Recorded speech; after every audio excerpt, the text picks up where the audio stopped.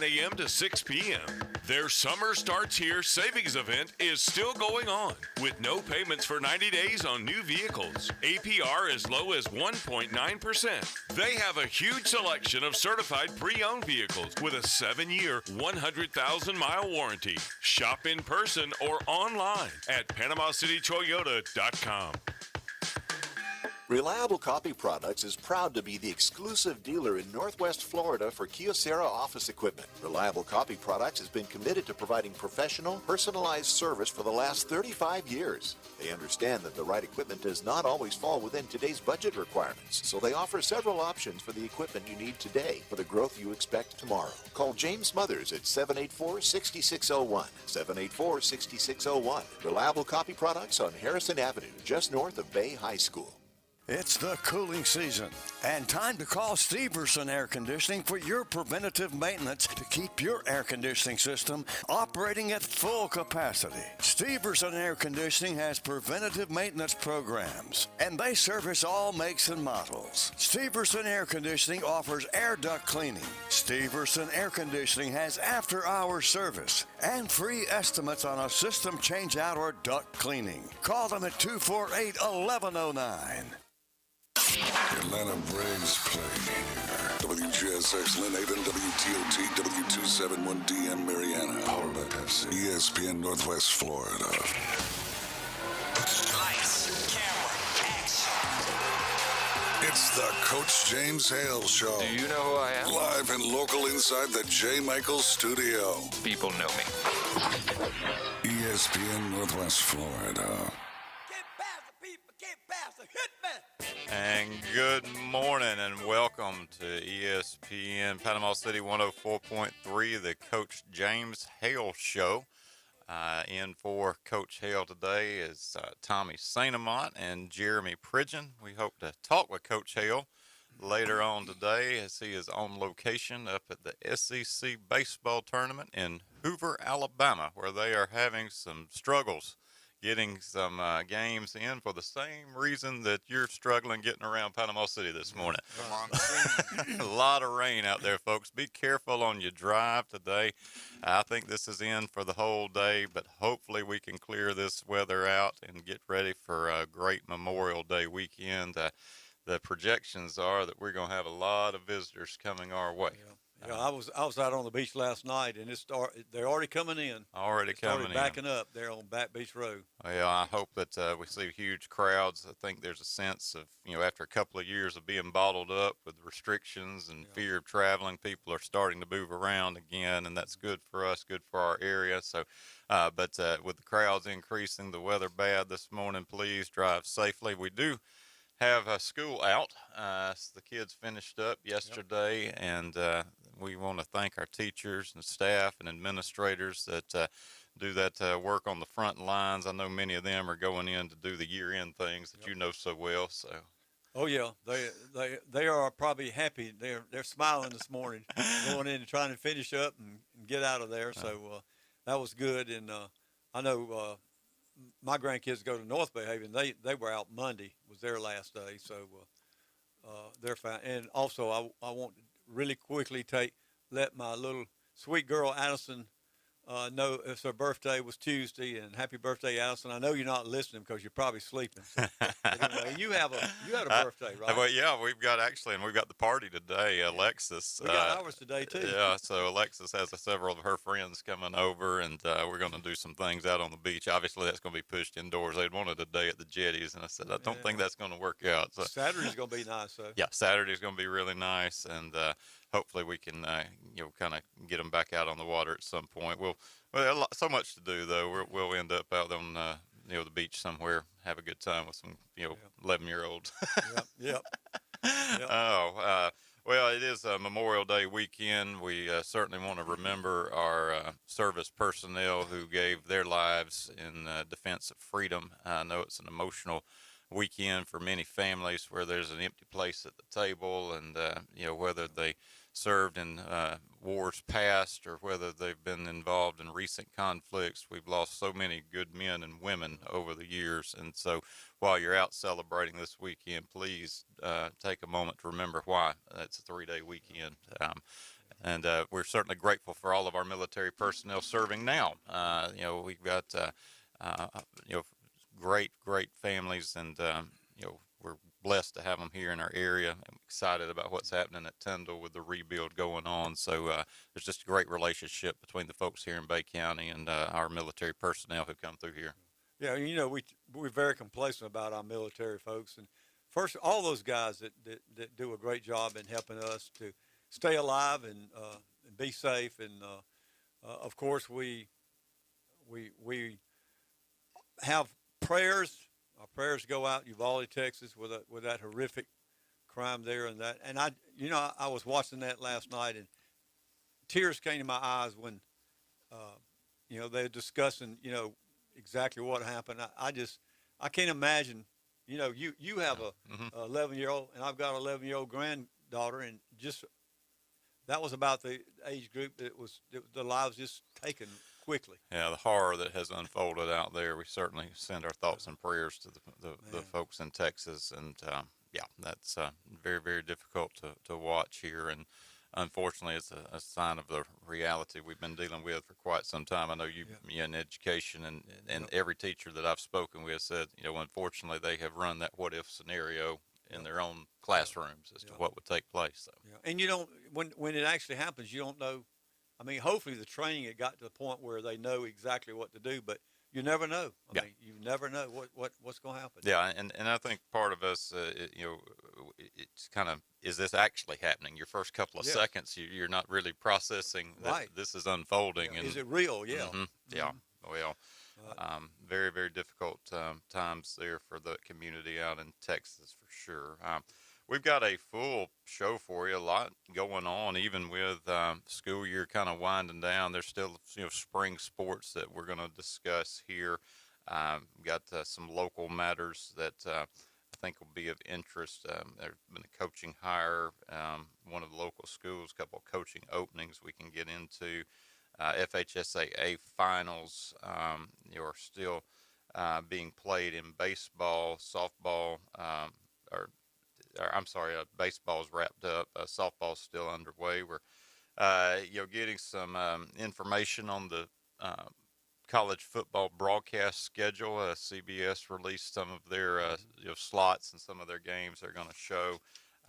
That'll create some conversation for us. NCAA Super Regionals in softball as the ladies move on in their postseason tournament. And hope to get a hold of Coach Hale and get his perspective from on the ground in Birmingham. So if you are out there and you've got any thing that you want to share or discuss with us, we'd love to have you as part of the show. Our number here is 850-215-6290, and you can call in, and we'd love to have you on air as well as we spend the next couple of hours together here on the Coach James Hale Show. So, Tommy, I think, when we look around this past year, it's been a very successful year sports-wise for the area. I know you were a county AD. You get to a normal, kind of end of the school year, you sort of look back and reflect over the whole year and see where the bright spots were. I think you've got a couple of those from the spring. Yeah, I do. In the paper today, we had a list of all the girls who made all-county in softball. I'd like to take just a quick and mention these girls' names. And Arnold High School had Sage Mickey, Marlena Bearden, Bree Clark, Lily Cobb, Jaden Rays, and Kaylee Millies. North Bay Haven also had Kaylee Goodpasture, Alex Wilson, Bailey Stokes, Samantha Velasquez, and Bailey Gladden. Bozeman had Zoe Batten, Whitney Rogers, Dakota Kilpatrick. Mosley had Audrey Flanagan, Gracie Lewis, and Amia Menchaca. And Bay had Casey McClellan and Casey Davidson. And Rutherford had Julissa Johnson, Annabelle Watkins. And the little girl from North Bay Haven, Kaylee Goodpasture, was the county player of the year, and she finished the season, listen to this, with a .567 batting average. Whoa. 12 home runs, 8 doubles, 4 triples, 38 hits, 38 runs, 48 RBIs, 13 stolen bases Goodness. as a great on base average. Her 12 homers were tied for fourth in the state, regardless of classification, while her 48 RBIs were good for third in Florida. The good thing about Miss Kaylee, she's only in the 8th grade. Wow. Wow. FSU, you need to come over here and take a look. Hurry up before Alabama gets her. Yeah. 567 batting average. What a Yeah. powerhouse. That's remarkable. And hitting for power too. I mean, yeah, that's Yes. that slugging percentage is probably in the 8s or 9s. You Yeah. know, when you add that together, that is crazy. So, and North Bay Haven had a good year this year, and looks like the future is bright with her in the lineup. So, if she keeps it up, I'm afraid they may pitch around her. Just go ahead and put her on. Man, I'm telling you, unbelievable. Well, congrats to all the young ladies on the all-county softball team. Yeah, we have seen a resurgence here of the softball forever. That was a West Coast sport. Right. And now you see it just on fire here in the Southeast. And, you're starting to see the gap that what's once there with the Cals and the UCLAs and the Arizonas, you're seeing that close. And really, I would say you could say the pendulum had swung a little bit. We'll talk about the super regionals that are coming up for the ladies here soon. But, the Pac-12 had to kind of assert itself again because it was really losing a sense of its dominance over the years. So, well, in our area, I think FSU and Alabama, their teams have really got the interest going here in our area because of what they've done in softball, especially the Fouts girl pitcher, and then FSU just winning all the games they've won. So that's really helped girls softball too. Well, Byrne, the athletic director at Alabama, in his weekly article, noted that this is, in terms of Title IX, the 50th anniversary of Title IX coming up, and they're marking it at Alabama with some giveaways and women's athletics, and it's great to see it. I mean, I've got 2 daughters, and I'm grateful for the opportunities that they're going to have to be able to play, wherever they want to play in terms of the sport itself, and that really has leveled the playing field. I know that's something you spend a lot of time with. I can tell you about Title IX. Yeah, and to see women's college softball featured on ESPN now, it's something that you would not have thought. But I tell you, and I love baseball, but in terms of the game, the softball's exciting. It's a lot of fun to watch. Yeah, it is. It's fast and the action moves, and yeah. You mentioned Title IX, and I'll tell you a quick little story. I can remember when FHSA and Title IX was starting out, and they had us all go to a meeting, all the athletic directors and head coaches too. Anybody could go, but we went over to a meeting with FHSA leading that charge, and also they have people from Tallahassee, Title IX folks there. And some of the things they said about Title IX and what we had to do and what we couldn't do, it was these coaches and athletic directors, y'all seen the faces they were making when they said, well, if you do this, you got to do this for the women. You got to do this. You got to do this for the girls, as back in the day. But it was kind of hilarious, all the things that came out from that meeting. But in retrospect, when you look ahead now, all these things have come to fruition, and girls athletics has risen up the ladder now. And like I say, that girls softball, that's exciting. I mean, it's, to me, baseball to me is you have to. It just depends. Sometimes it gets going, but softball is just fast. I mean, they get after it. Well, and you're picking up on something that's a concern for baseball, the pace of play. Right. They're trying to figure out, in this instant, connected world, 3.5 hours for a baseball game. A lot of folks are not going to spend that time, and we're seeing that with declining attendance and pitch clocks and all of these things. That's not so in softball, just get it and go. I know there were a couple of games I was watching where, just even the pickoff play to first base, which is something you need to do.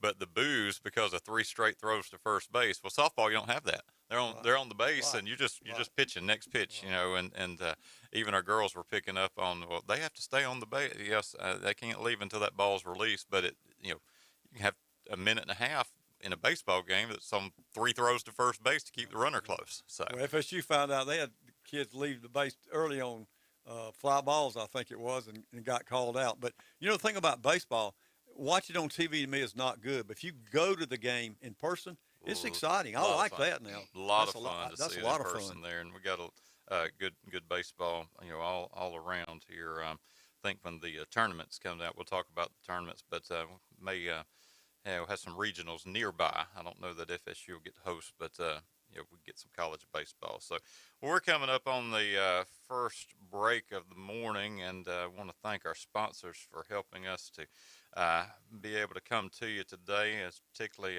Jay Michaels, home of the original, it's just a little Southern Creole, and a lot of hospitality. No place like it. Been serving folks in Bay County and from all over the U.S. and Canada and the world since 1976.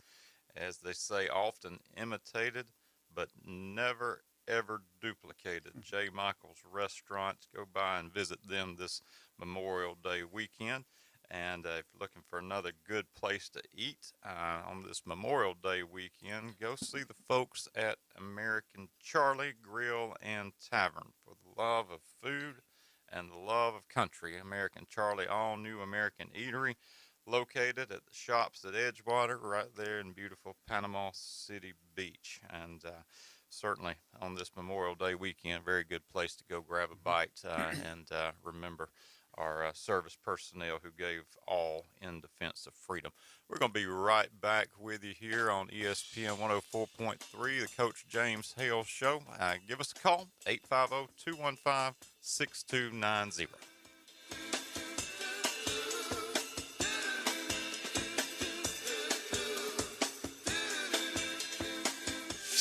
ESPN Northwest Florida. Colin Cowherd. I know. What about you little fanboys out there? Colin, you said Miami wouldn't win another game. Listen, I still contend the Celtics are better, but Miami knows that. They know they're not the most talented team in the league. So above the shoulders is where Miami's winning the season. And they're outworking them. The Herd, weekdays 11 to 2 on ESPN Northwest Florida. Good Thursday morning. Cloud showers and thunderstorms expected today. Could be a severe thunderstorm, 80 to 85, a south wind up to 20. Water temperature in the Gulf of Mexico is 81. Showers and thunderstorms overnight near 70. Drier weather Friday, partly to mostly sunny in the low 80s. This weather forecast has been brought to you by Mid-South Lumber, best little lumber yard in Panama City and Youngstown. For 104.3 and 102.1 ESPN Northwest Florida, I'm meteorologist Tim Root.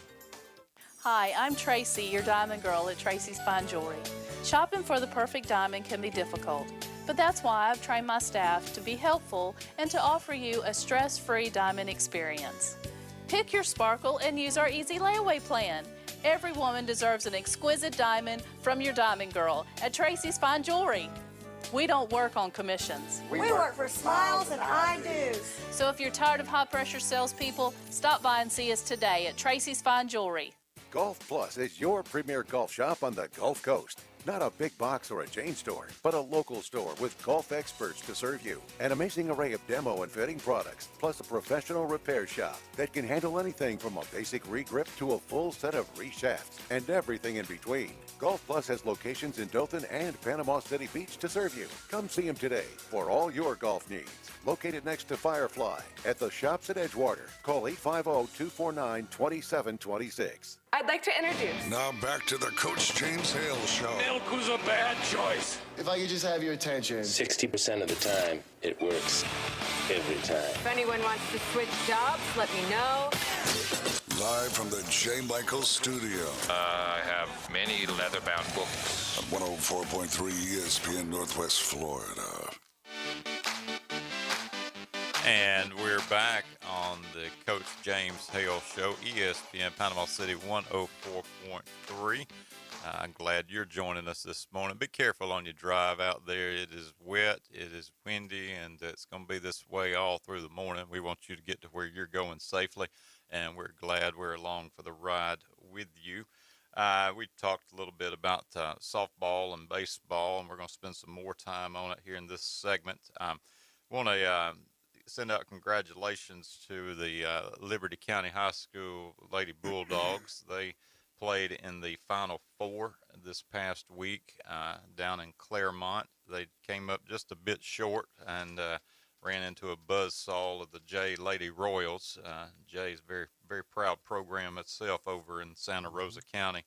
Jay went on to defeat Fort White in the 1A state championship game yesterday. I think Bulldogs have all underclassmen, so they're all coming back. Lauren Grantham was in the circle for them. I went over to Weewah-Hitchcock and watched that Liberty County Weewah-Hitchcock regional championship game, and she held her own there through a gym against the Lady Gators, and knowing that program well, that was very, very good ball game, great environment, but quite an accomplishment for them to go into Weewah-Hitchcock and get the win and have that experience there at Claremont.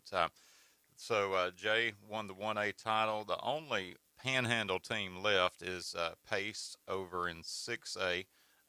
They play Melbourne tomorrow at 10:15 in Claremont.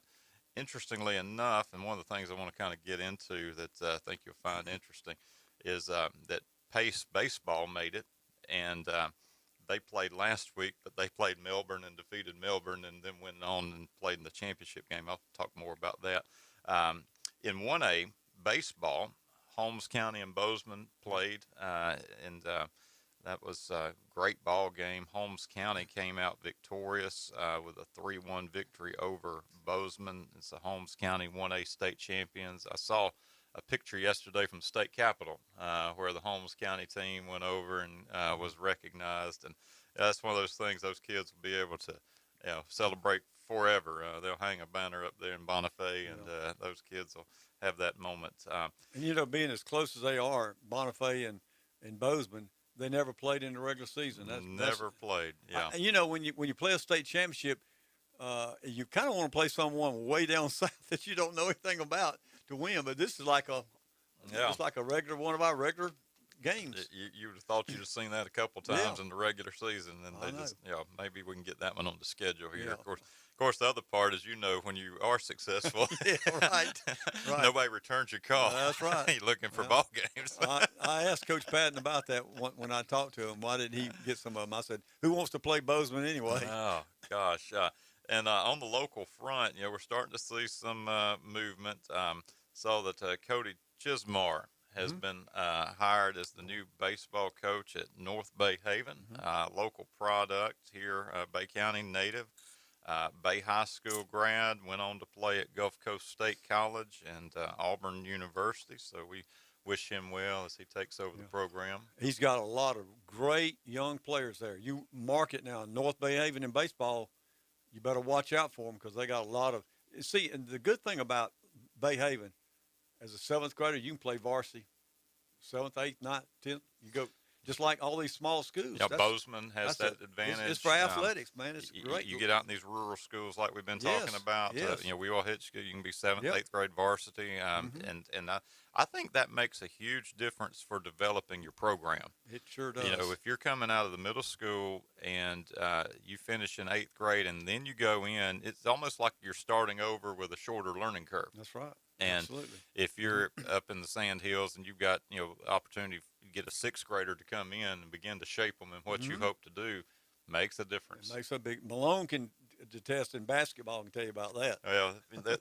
they're 5 years old in Malone. They're dribbling a basketball. I know it. And they got their spots on the floor, and you better not leave them by themselves because they'll make it.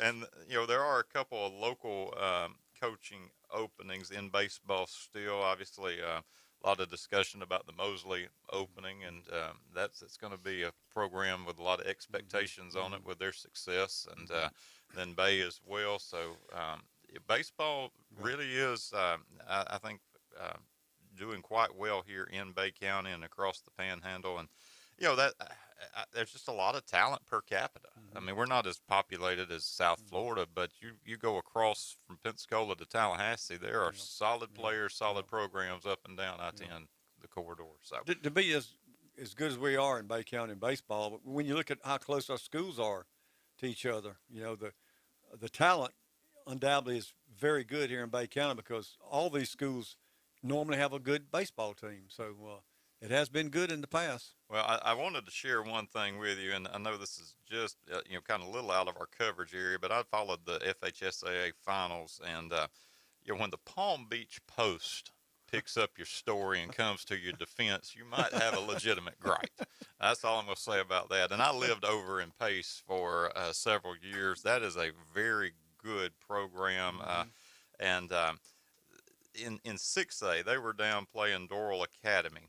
The Palm Beach Post writes that, Doral Academy used a player who by every letter of the law should have watched his team's final from the stands with a hot dog in his hand. He's a star freshman, a Miami commit.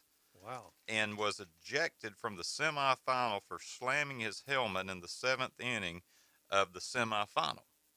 And said, it's an act that draws an automatic 2-game suspension per FHSAA bylaws, and they cite the bylaws. Well, the next day in the state championship game against Pace, this kid's on the field, and he plays. And the baseball administrator, Robbie Lindeman, and an unknown group of FHSAA officials convened after the victory for the Firebirds and deemed that he had served his time after he sat out 2 innings in the semifinals because the game went extra innings. And he ended up playing in the state championship game and played a decisive role. He started in center field, he batted second, drove in a run, and earned the save in the state championship game against Pace. Wow. I'm surprised the coach didn't appeal it right there before the game even started. And so Pace has reached out to try to go, okay, what happened here? And the FHSA declined to comment, and the quote was, seriously, it's not the time right now. That's a good answer, isn't it? Well, and this is the second time that Pace has run into some issues there. Coach Jason McBride, who does a great job with the program over there, when they were down in 18, there were issues around midnight and pitch counts and inning limits and all of those things. Well, they played a state semi that went after midnight. Well, technically, that's the next calendar day. Correct. And so he made a pitching change after midnight to bring in someone who, by the letter, would be eligible because the game was delayed, pushed past midnight, and then was told no, that was not going to be allowed after he said he had it cleared by the FHSAA. So I think the Patriots can be a little, gun shy if they go back down there again. Yeah. But well, you think about it, as humans making these decisions, and sometimes if FHSAA, they're human just like everybody else, and maybe they didn't realize their own rules. Who knows? You never can tell. But I will tell you one thing: that issue is probably gone. It's not going.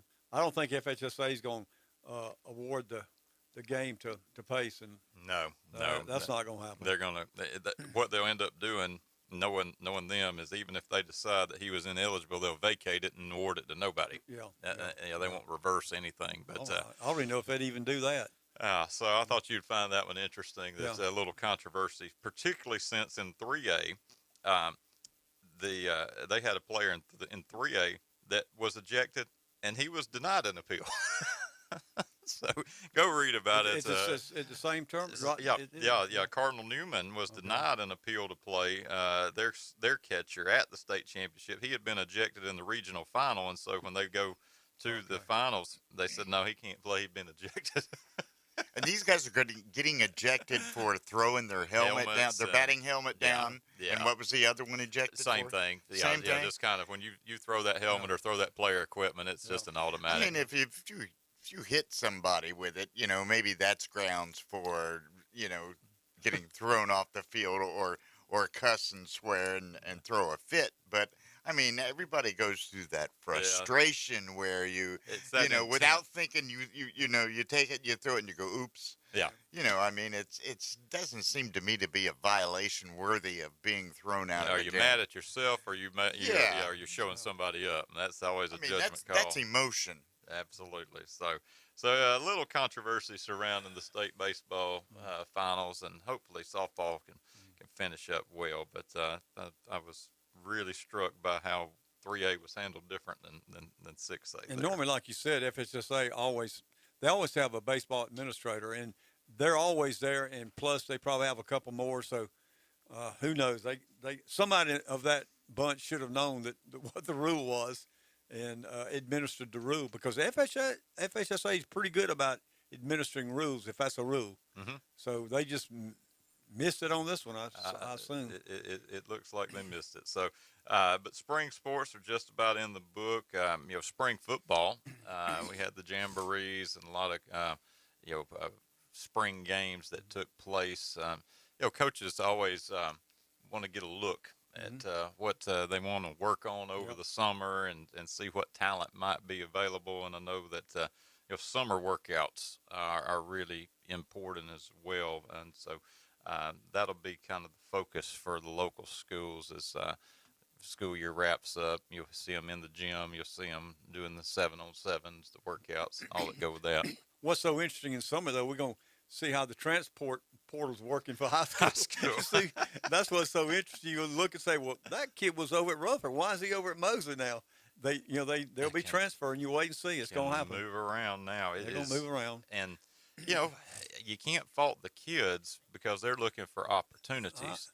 But my goodness, if you're a coach, the challenges in terms of not only the pressure that comes with coaching, but trying to build your program when this kid can be with you this year and next year is playing against you. It's a new day. It really is. I can remember another story. I'll tell you real quick. We had a couple of players that came in. I'm not going to mention schools. Came into our schools from out of the state. Great players, and they one of the kids at that school was in a position that one of these new players is going to come in, and I know him and his mom came and talked to me about going to another school. I told him, I said, I wouldn't leave for anybody. I mean, it's competition. If your son can beat them out, and which I don't think he could because these are great players. But what actually happened, those two players was deemed ineligible. He did move to another school and missed out on a state championship. Wow. There you go. But he did move. But anyway, that's the way it goes. Oh, well, we were certainly grateful for all of our coaches and all the athletes. And know we're wrapping up spring. They're going to start working hard on the summer, and won't be long. We'll be getting ready to talk about these first high school football games, which we'll begin to talk a little bit about, coming back from the break. Do want to give a shout out to two guys here that helped to keep us well. Dr. Chad Mitchell, been serving the Panhandle and the surrounding area since 2000. It's a certified orthopedic surgeon, fellowship trained as well. He Columbus, Georgia native. I spent my first 3 years up in ministry in the Phoenix City, Columbus area, and then went on to UAB, but has helped athletes all across the Panhandle with injuries and can help you as well. Specializes with ankles, elbows, hands, hips, knees, shoulders, wrists, all those things that you need to stay active and stay going. So give Dr. Chad Mitchell a call.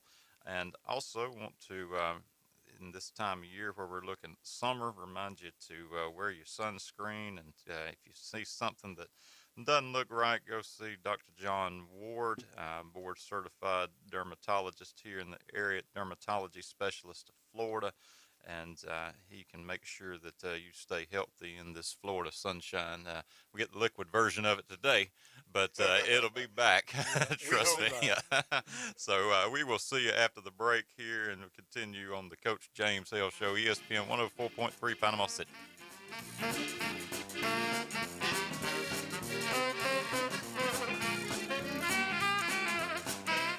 This Memorial Day, 104.3 ESPN Northwest Florida honors our local heroes. A Panama City native, United States Air Force Senior Master Sergeant Sherry Lynn Olds served 20 years and died in the 1998 embassy bombing in Nairobi, Africa, while serving her country.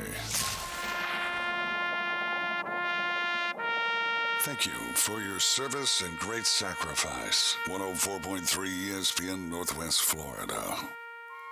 We paid how much for those lessons? Shh. She's doing great. Oh, yeah, totally. Can you pass me a Pepsi Zero Sugar? Great job, honey!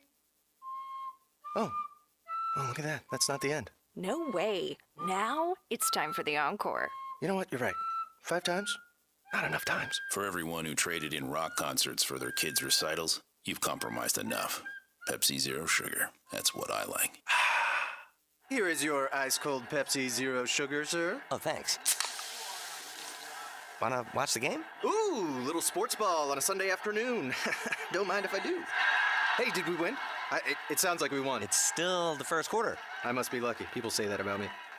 Tough break on that free throw there. Shouldn't be doing that. Dude, we're watching football. Come on. For everyone who spent the entire game explaining the entire game, you've compromised enough. Pepsi Zero Sugar. That's what I like. Hi folks, it's Tracy with Tracy's Fine Jewelry. Did you know that we have a master jeweler right here in the store? That's right, he has over 30 years experience in the art of repairing jewelry. Most repairs are done within 2 business days, so don't send your jewelry off for 6 weeks. Bring it to us at Tracy's Fine Jewelry. We size rings and solder chains. We can reset your diamond into new settings and even custom design. You'll get your jewelry back quickly and looking as good as new. Tracy's Fine Jewelry, Bay County's trusted jeweler for over 45 years. Broadcasting live from the J. Michaels Studios. The best part of waking up is The Coach James Hale Show. Powered by Pepsi. 104.3 ESPN Northwest Florida. And we're back this morning at ESPN Panama City 104.3, the Coach James Hale Show. I'm Jeremy Pridgeon alongside Tommy St. Amant, and we're sitting in for Coach Hale, who is on location in Hoover, Alabama at the SEC baseball tournament. We hope to hear from him in a little bit. May have to wake him up, but they've got a full day slated if they can get the games in up in Birmingham as they're trying to play catch-up on the schedule. But Tommy is going to bring us up to speed on FSU. FSU Report is brought to you by Newbies, and we want to encourage you to go out and see the good folks out there at Newbies this weekend on this Memorial Day, where the crowds will be flocking into Panama City Beach to spend some time here on the beautiful Gulf Coast. What's going on over in Tallahassee, Tommy? Well, football-wise, Jeremy, of course, FSU is looking at that transport portal real carefully, and they have they're looking right now at some offensive linemen, which they've really improved that area of their team, and I think actually they're going to be fairly good this coming year. It's better than they've been in the past 5 or 6 years over at FSU. But there's a kid, Luke Burgess from Indiana, from New Palestine, Indiana. He's a 6'8", 273-pound offensive tackle, and he is FSU's after him. It's between Louisville, North Carolina, and FSU, and he's already been to FSU and visited during the spring practice. So he'll be announcing here real soon. He's a 4-star, so FSU's after him. They just had a commitment from Dimitri Emmanuel from Charlotte, and he's 6'3", 290-pound offensive guard, and he is from Waxhaw, North Carolina. Never heard of that place. Never heard of that one. But he had Miami and Boston College on his list, and he went ahead and committed to FSU.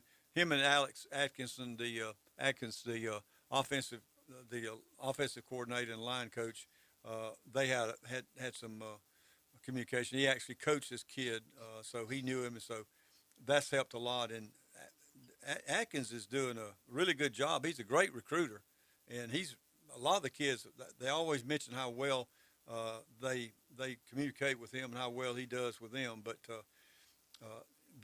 looking at FSU's offensive line this coming year, that Pro Football Focus is a sports analytical company who actually looks at every player, every play. I mean, it's amazing how I think they have like around 35 people that work for them, and they analyze these players and they give them a grade. And normally an average football player, the average grade is 60.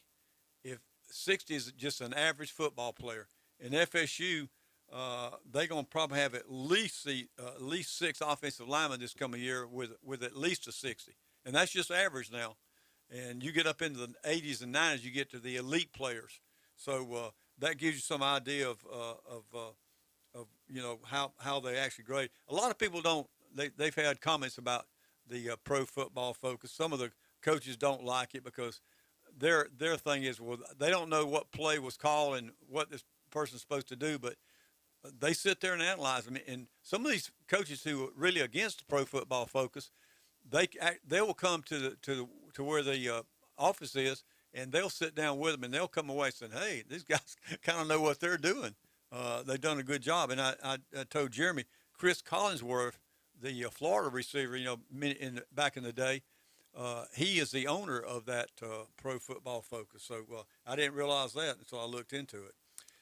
Baseball wise, the FSU up and down, up and down, up and down. They played in the tournament yesterday. They played number 5 seeded Virginia. FSU's the number 9 seeded.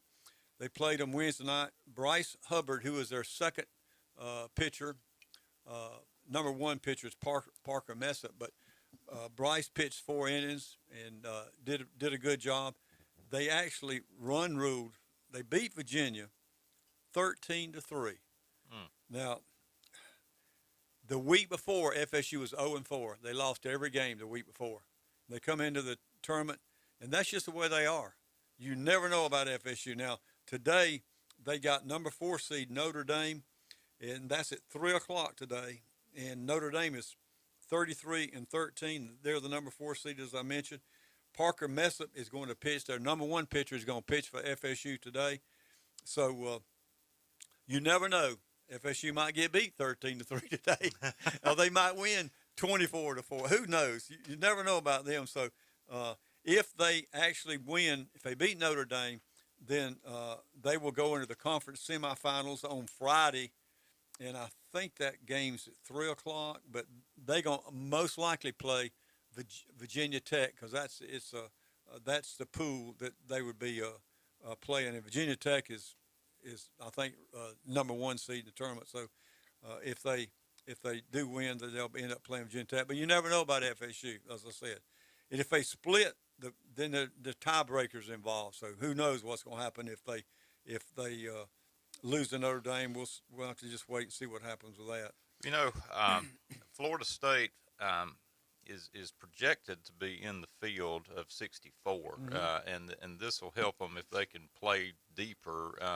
I still see them in a 2-3 game, which at that point it really comes down to who's the home team in the 2-3 game. You're going to be playing on a neutral site somewhere, but the latest projections after yesterday have them going to Hattiesburg in the Southern Miss Regional, which, these are just projections, obviously, but that one would be a fascinating regional if this holds. Fairfield comes in as one of the lower conference qualifiers, but they've got them in a 2-3 game with LSU.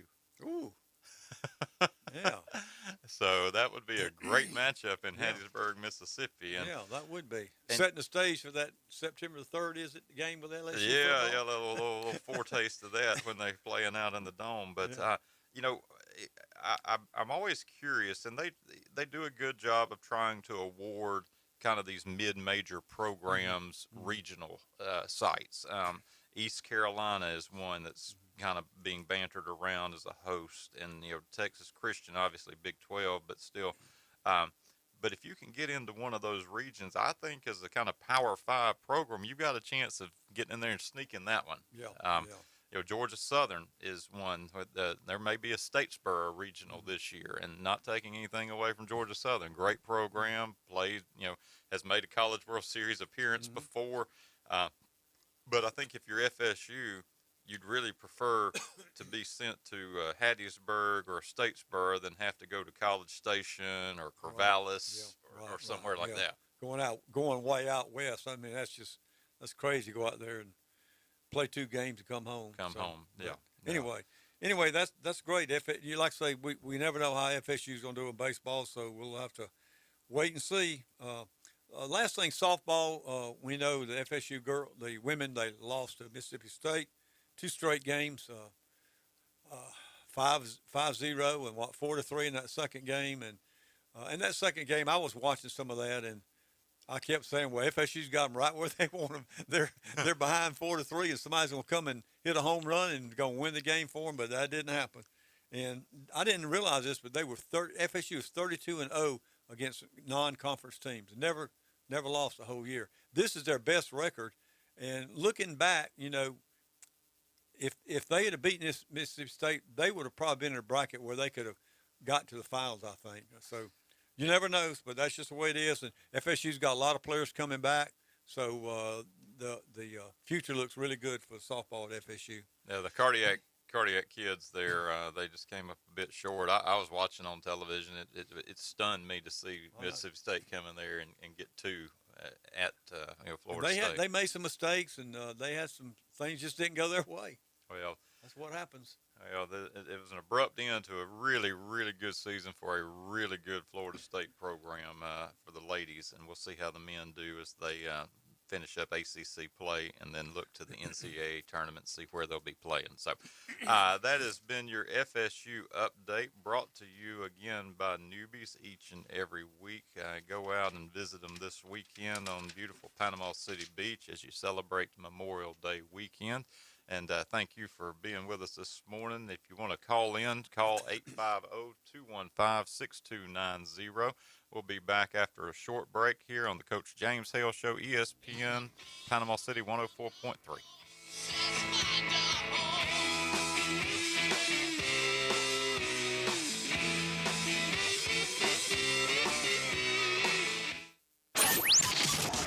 ESPN Northwest Florida. Here's what's happening. We are proud to partner with the Panama City Beach Chamber for the second annual Jam on the Coast 5K presented by Visit Panama City Beach. Saturday, June 4th, Frank Brown Park with an epic after party at Texas Roadhouse with free food and beer. And all 5K runners will receive a commemorative shirt and all finishers will receive a medal. For more details and to register, race over to PCB5K.com. Good Thursday morning. Cloud showers and thunderstorms expected today. Could be a severe thunderstorm, 80 to 85, a south wind up to 20. Water temperature in the Gulf of Mexico is 81. Showers and thunderstorms overnight near 70. Drier weather Friday, partly to mostly sunny in the low 80s. This weather forecast has been brought to you by KHS and Associates, your source for affordable medical insurance. For 104.3 and 102.1 ESPN Northwest Florida, I'm meteorologist Tim Root. We paid how much for those lessons? Shh. She's doing great. Oh, yeah, totally. Can you pass me a Pepsi Zero Sugar? Great job, honey! Oh, look at that. That's not the end. No way. Now it's time for the encore. You know what? You're right. 5 times? Not enough times. For everyone who traded in rock concerts for their kids' recitals, you've compromised enough. Pepsi Zero Sugar. That's what I like. Here is your ice-cold Pepsi Zero Sugar, sir. Oh, thanks. Wanna watch the game? Ooh, little sports ball on a Sunday afternoon. Don't mind if I do. Hey, did we win? It sounds like we won. It's still the first quarter. I must be lucky. People say that about me. Tough break on that free throw there. Shouldn't be doing that. Dude, we're watching football. Come on. For everyone who spent the entire game explaining the entire game, you've compromised enough. Pepsi Zero Sugar. That's what I like. He's a 10-foot-tall, barrel-chested beast man who showers in vodka and feeds his baby shrimp scampi. I'm kind of a big deal. Please welcome. Pain don't hurt. Live and local from the J. Michaels studio, the Coach James Hale Show, 104.3 ESPN Northwest Florida. And welcome back on the Coach James Hale Show, ESPN Panama City 104.3. Be careful driving around out there this morning. The rain's still falling. The roads are wet, and we want you to get to where you're going safely today as we continue to have this rain that's been with us a couple days now. And so hopefully it'll move on out for the Memorial Day weekend, and we can have some sunshine and be able to enjoy the holiday with all who are coming to visit here on the beautiful Gulf Coast. If you're listening, you want to call in, you can call us here in the studio at 850-215-6290. I'd love to hear from you, hear your thoughts about what's going on in the sports world. It's an interesting time of year as the spring's winding up and we get ready to transition. But not quite there yet. We're obviously moving toward the postseason with the softball and the baseball. And Tommy, you were talking a little bit about FSU in the previous segment. Really thought that they had a chance to make a run and came up a little short against Mississippi State. But if you look at the women's bracket in the fast pitch softball, It's pretty interesting. The number 2, 6, 11, 13, and 15 seeds fell in the regional. Now, that's pretty substantial because all of those teams get to host. Yeah. And so that's 5 regional teams that had other teams come in and take 2 games from them on their home field. That throws a wrench. You got to find other hosts. Yeah, and so the super regionals are set up now, and there's some intriguing matchups. I mentioned the 6-11. The 6th seed was Alabama. The 11th seed was Tennessee, and the bracket had been set up for an all SEC knockout round. Well, now it's an all Pac-12 knockout round. Oregon State went into Knoxville and made the long trip across country and took 2 from the Lady Vols. And then Stanford came across country and beat Alabama twice in Tuscaloosa. They beat consecutive games, beat them? Alabama and Stanford actually went to winner take all there. So Oregon State and Stanford will play, and Stanford's going to host that one. In the other upset, you've got Mississippi State that we had mentioned beating Florida State. They now get Arizona. Arizona went into Columbia, Missouri, and beat Missouri twice. So you've got SEC Pac-12 there. The other seed to fall was the 13 seed, and that was Washington, and Texas went out to Washington and beat the Lady Huskies. So the pairings for the next round of these super regionals, which are best 2 out of 3, you've got UCF versus Oklahoma. I think that's going to be a tough draw for the Knights. That's not good. That's not good. And I know UCF's a strong program, and there is a tremendous amount of softball talent, but Oklahoma is there year in and year out, and going into Norman is going to be a really, really tough gig for the Lady Knights. You've got Northwestern and Arizona State in the 8-9 game. UCLA and Duke. UCLA will be at home. Duke's got to go out to Los Angeles. Then Texas, Arkansas. When we mentioned Arizona, Mississippi State. Oklahoma State, Clemson. Oregon State, Stanford. And then Virginia Tech, Florida. So there's pretty good balance from across the conferences here. If you look, you've got Big 12, you've got Pac-12, a couple ACC programs, 3 ACC programs. So should be a good weekend for the super regionals for the ladies. The first ones start up tonight. Texas and Arkansas get underway, along with Clemson and Oklahoma State. You can watch those on ESPN2, and there'll be softball all weekend long, with the winners going on to the Women's College World Series starting next week. Now, the Florida Virginia Tech, that's going to be at Virginia Tech, right? That's going to be at Virginia Tech. That will be a good game. So Virginia Tech beat FSU twice. The Lady Gators go up to Blacksburg there, and they'll start that series tomorrow afternoon. So I like sitting down with the girls and just watching the fast pitch. And if you want to learn the game, if you want to kind of develop as a player, this is the best time to do it. One of the things that's changed with broadcasting, and you know this, now they'll go to the coaches in game and ask them about the adjustments, and they get these interviews, and Coach, what are you seeing out there? And you can get these little tips and pointers, and so it's more than just watching a game. You can actually sit there and benefit some. So, but that's the Women's College World Series coming up. And speaking of broadcast, I'm going to transition into a little bit of football here. CBS announced a few of their broadcasts as they get ready for the fall of the year. I was struck, they've had SEC for a while, and that contract is winding down before ESPN takes it over, but they've got another year or two on the contract. But they announced 2 games, Penn State at Auburn. That's wrapping up that home and home that Penn State and Auburn have signed.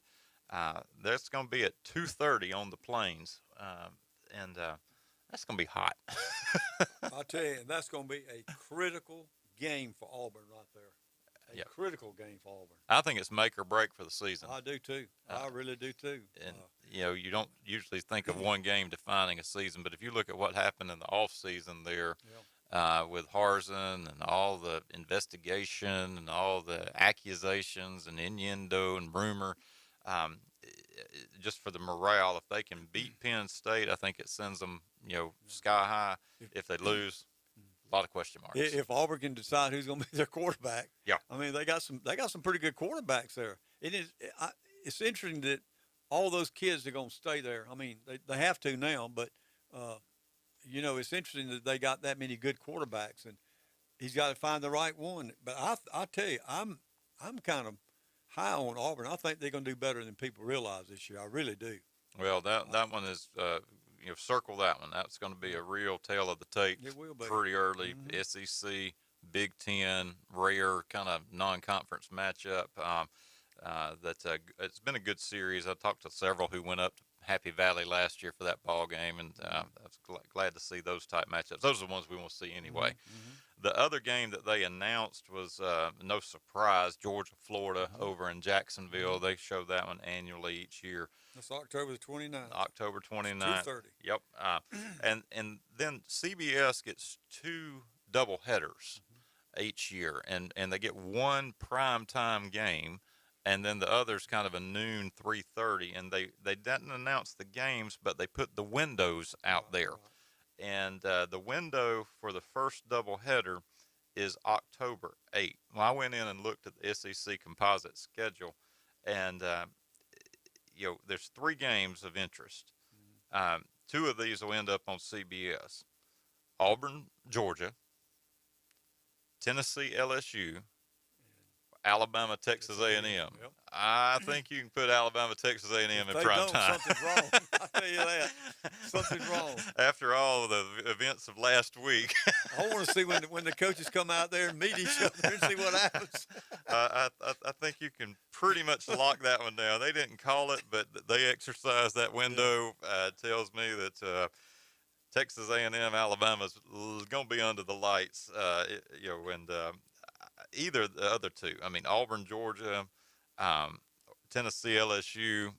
Those are all great games. Great ball games there. So one of those will be on the outside looking in. But Auburn, Georgia, has been moved up in the season. It used to be toward the end, and I'm still getting used to that game being in the middle of October. Auburn had Georgia and Alabama back-to-back to finish the year. And then Tennessee and LSU don't play each other often. So that's the intrigue there, is that they're the crossover game for one another. So either of those games would be great. I do think that one of those will be in the 2:30 slot, but mark it down. Jimbo, Saban.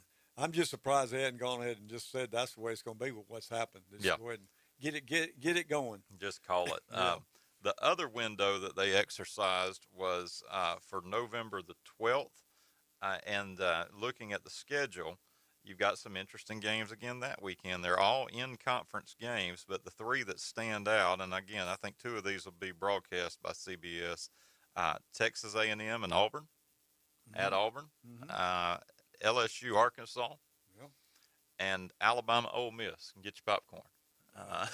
So LSU, Arkansas, used to be that Friday of Thanksgiving. And now that's Arkansas, Missouri, which they will show also. But that LSU-Arkansas game, they play for the Golden Boot. That's a rivalry game, and it's been intense. There have been some great contests over the years, and they had that kind of reserve slot on Friday when there's not a whole lot going on and we're all stuffed with turkey. But now it's kind of counted amongst the other ball games. But one of those will be at noon. The other will be at 2:30, and they're not going to go wrong there. Other broadcasts that they have that are interesting, a couple of Pac-12 Mountain West games, because CBS picks up Mountain West. But Arizona's playing at San Diego State, and Colorado's playing at Air Force. So it's a rare chance to pick up those games since it's at the Mountain West Stadium. Air Force and Army Navy, they always show the Army Navy game at the end of the year. And then the SEC championship game has been set for 3 o'clock there in Atlanta at Mercedes-Benz. So This will obviously be filled in. I know one of the complaints that's out there is you get these 6-day windows where they wait until the outcome of games, and you're trying to figure out, are you going to go, or you're not going to go. And what I have heard when ESPN takes the contract is that they're going to lock in, maybe not the exact time, but kind of the early morning or afternoon or evening. So very early on, you'll know, okay, this is going to be an evening game. It may be 6, it may be 7, it may be 8, but I think that'll help fans in terms of your preparation. Whether you're going to make a trip to, go somewhere and watch a ball game, or, and I know the night game is, preferred for television, but if you want to go to a ball game, you want a mid-afternoon game because you don't want to have to lodge overnight, go back and forth. So you don't want to go at 11 o'clock because you got to put too much sunscreen on. Sweat to death.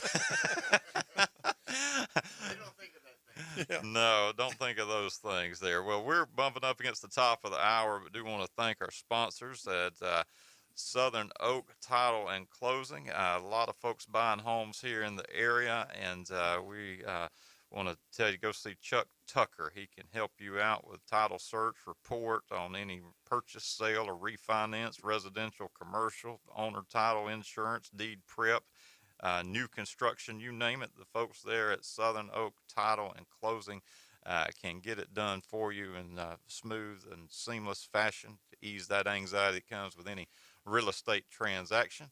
And we've been talking about the great places to eat. Go out and see you folks at Rudy's Barbecue. They're also open for breakfast. Get you one of those breakfast burritos, and the portion sizes are great. The food is delicious. Rudy's Barbecue, and tell them that folks over here at ESPN 104.3 sent you. We'll be back in just a moment with our Alabama update.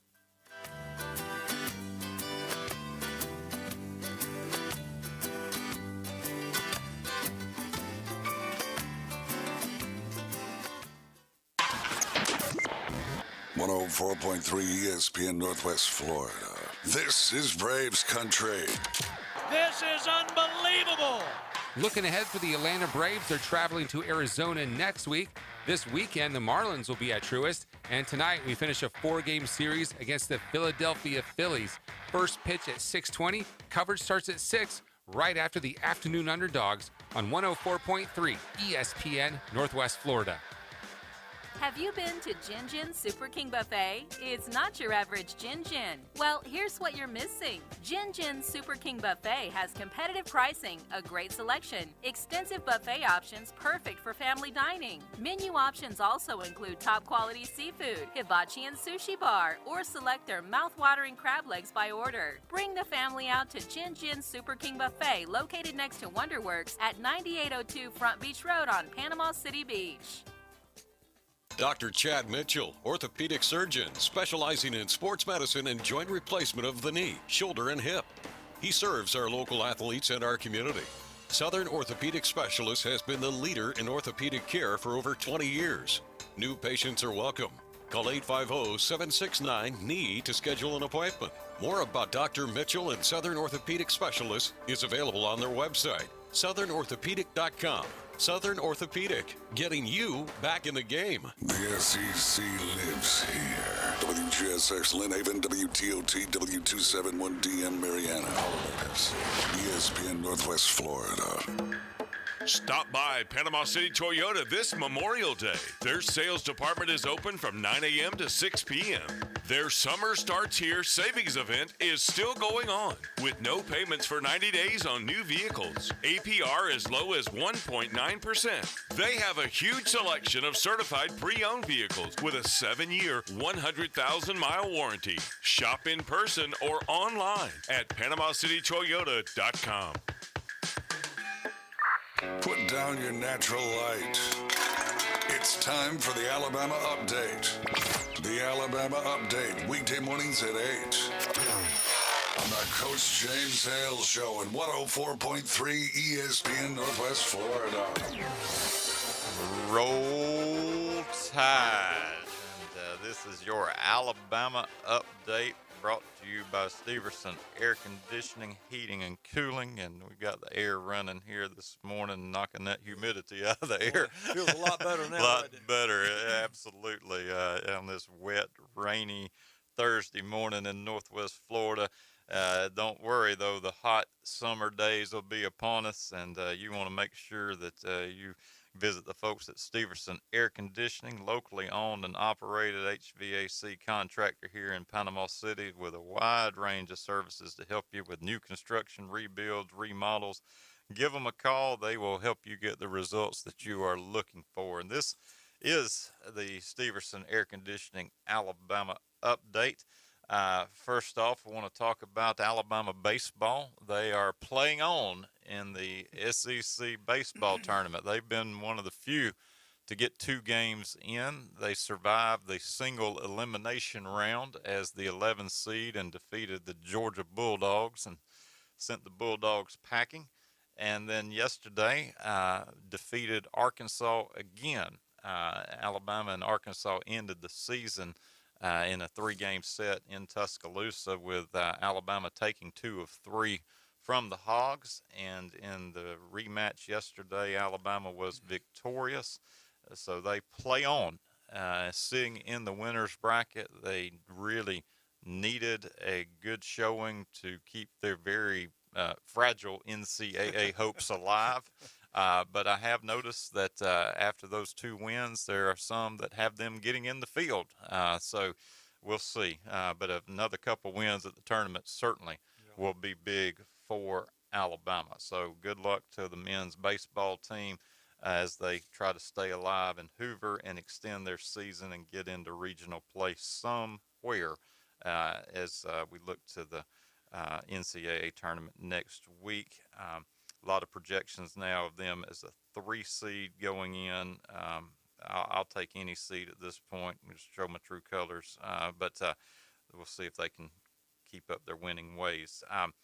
The women's softball team's season came to an abrupt and unexpected end. We talked about it with FSU and what happened with FSU and Mississippi State. Well, the same thing happened with Alabama's ladies. Stanford came in and won the Tuscaloosa Regional.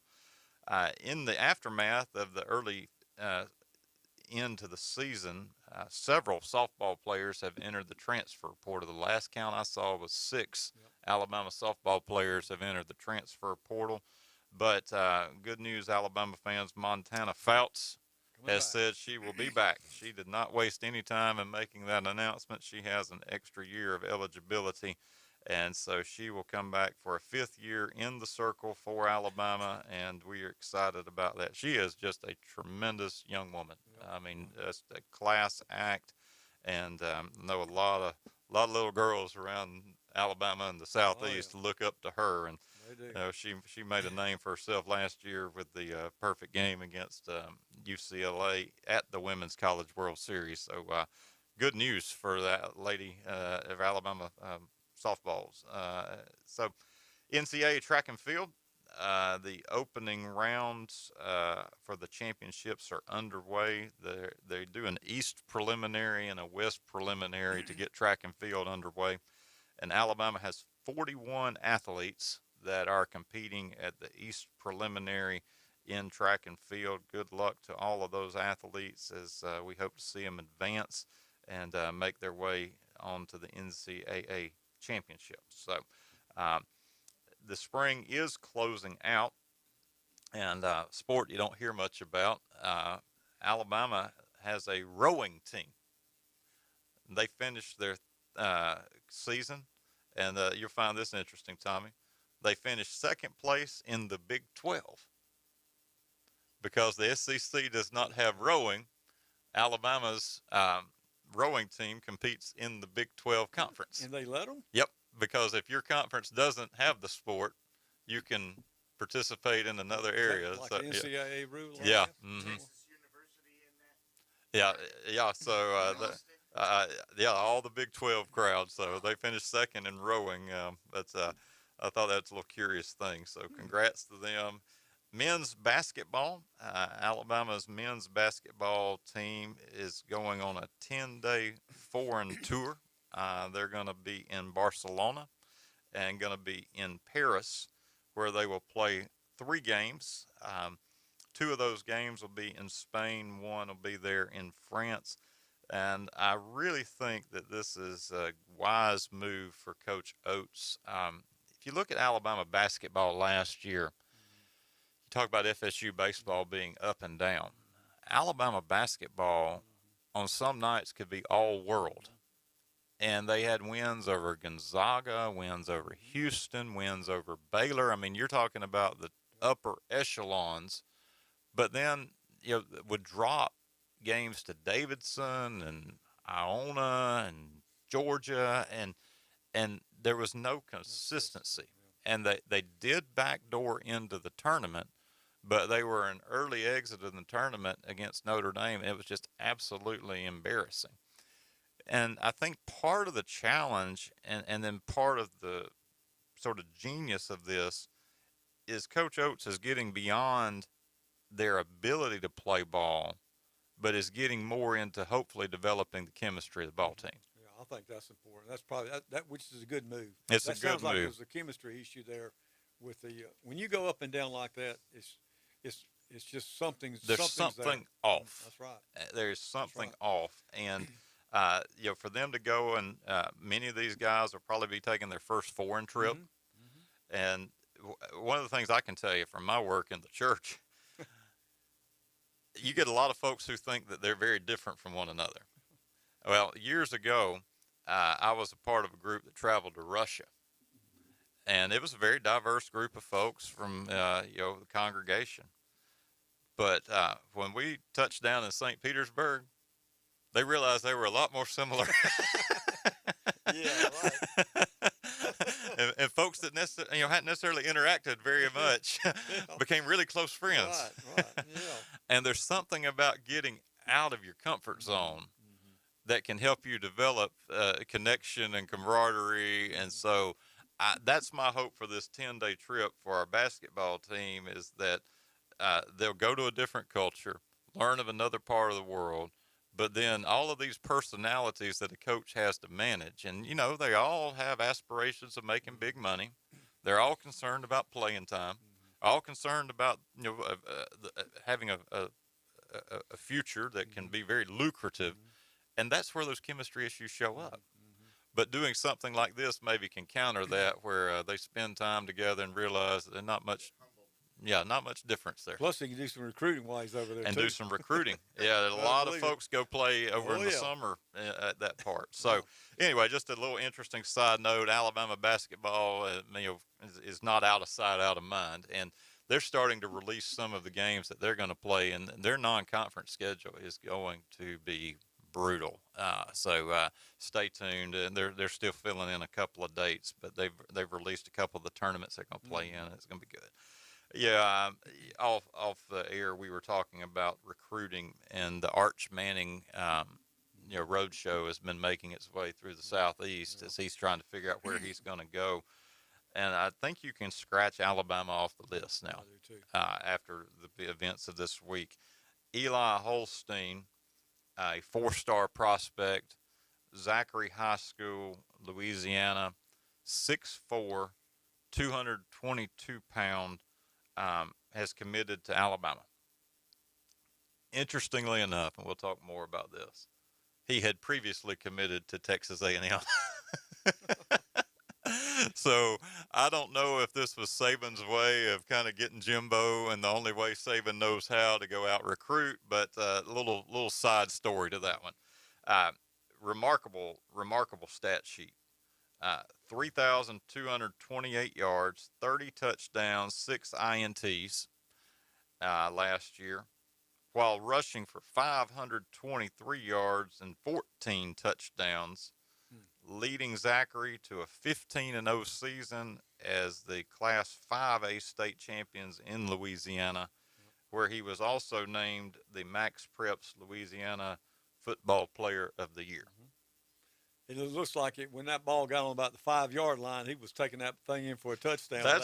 222 pounds going forward. Yeah, that's what I noticed there. I mean, 523 is decent for a quarterback on the rushing, How many but touchdowns? 14? 14 of them. That tells you something. Yeah, they weren't going to throw it from the 3-yard line.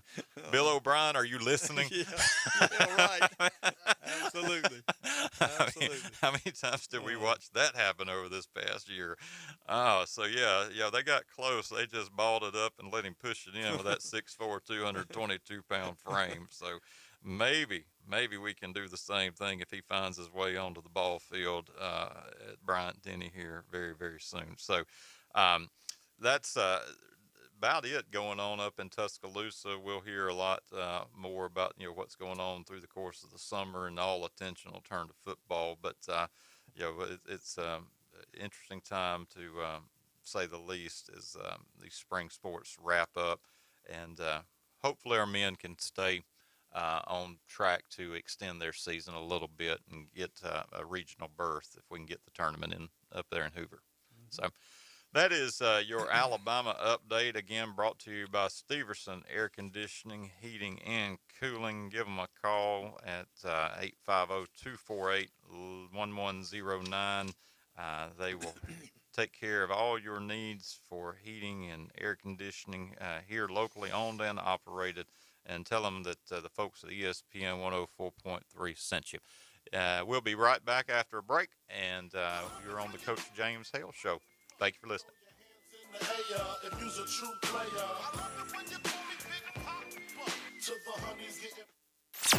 This is your captain speaking. Thank you for flying with ESPN Northwest Florida. Please return to your seats, buckle up, and prepare for launch. He struck him out. Max Fried leaves the bases loaded. The defending world champion Atlanta Braves are sponsored by PCB Coins and Cards, Guthrie's Fit Culture, Panama City Toyota, Brock's Pest Control, and ESPN Northwest Florida. And we apologize for any turbulence you've experienced this season with the Atlanta Braves. Good Thursday morning. My forecast is calling for cloud showers and thunderstorms, some locally severe today and tonight, and the threat of tornado activity as well. You'll be in the low 80s during the day, low 70s at night, and gusty winds expected. More showers and thunderstorms Friday. We'll keep you updated. This weather forecast has been brought to you by Mid-South Lumber, best little lumber yard in Panama City and Youngstown. For 104.3 and 102.1 ESPN Northwest Florida, I'm meteorologist Tim Root. Sykes Concrete has been in business in this area since 1947, and 3 generations later, they're still going strong. See Sykes Concrete for dirt, sand, rock, and concrete. They can handle any size job from the smallest to the largest. Sykes Concrete pays CDL truck drivers some of the highest wages in Bay County, making $50,000 to $75,000 a year, including holiday and vacation pay, plus health insurance. See Hugh Sykes at Sykes Concrete, 8030 Highway 77 on the right, just north of Southport Elementary School. Los Rancheros has been doing it right for 20 years. Los Rancheros brings a top-shelf dining experience to you with the opening of their beautiful new building. Watch all college and pro games on Los Rancheros' 14 large-screen TVs, with great drink specials daily from 2 to 5, and during all the games. Los Rancheros, the place for live sports and great food on 23rd Street between Jenks and Harrison. Tiger fans, join us weekday mornings at 8:15. It's the Bay Point Golf Auburn Update on the Coach James Hale Show at 104.3 ESPN Northwest Florida. War Eagles, all of our Auburn fans listening to us this morning on the Coach James Hale Show, 104.3 ESPN. And this is your Bay Point Golf Auburn update. Not a good day to try to hit the links. there are those that would try to get out there and hack away, but the rain continues to fall across Northwest Florida, and it's going to be that way, I think, all day as we just have this line that has set up over top of us, and will continue to rain down. Hopefully the course will dry here soon, and you can get out there and join the folks at Bay Point, one of the finest courses in the area, and just a great place, beautiful place to play around a golf. But this is the Auburn Update brought to you by our good friends out at Bay Point. And yesterday, Auburn baseball came up a little short against Kentucky. A bit of a surprise here. Kentucky and Auburn played at the Hoover Met, and Kentucky got them 3-1. Interesting matchup, though. Kentucky and Auburn had played to end the season at Kentucky, and Auburn had gone up to Lexington and gotten the series. They took 2 out of 3 from the Wildcats to close out the regular season. But now Auburn finds themselves on the outside looking in with the early exit from Hoover. Auburn's baseball team is slated to host a regional, so they are projected as a 10 seed. I was looking at it earlier. Georgia Southern, who has been flirting with the possible host. This particular one, they've got Georgia Southern failing to clinch a bid to host and have them traveling in to Auburn, and that regional projected to be Georgia Tech and Belmont. So that would be a pretty good regional there on the Plains. Yeah. And it's a great place to watch a ball game if you've not seen a college game at Plainsman Park. I think you're missing out. It's one of the good venues. Auburn fans do a great job of packing it out and getting good turnout there. So the other news, I guess we could say, out of Auburn, and we touched on this a little bit earlier when we were talking about CBS, was the Auburn-Penn State game has been announced as a 2:30 ball game on CBS that will air to start the SEC on CBS season for all of us as we get ready for the fall of the year. Tommy, you mentioned that that's just a big ball game for the Tigers, and I couldn't agree more. Yeah. So Auburn, like Alabama and the rest of the conference schools, they're wrapping up their year, and it's been an interesting year for Auburn athletics. Football was not exactly what they had hoped for, finishing with a loss to Houston in the Birmingham Bowl. Basketball had a great run. They very successful. Got a caller calling in here. Let's see who we've got. May have to grab our headsets here. All right. James. Let's see. Huh? All right, we'll grab our headsets. We got a caller. All right. Let's see who we got here. All right. Good morning. You might recognize this guy. Welcome, ESPN 104.3. Who we got on the line? Y'all giving away some free food this morning. You got the wrong number. Yeah, this is your friend. How y'all doing this morning?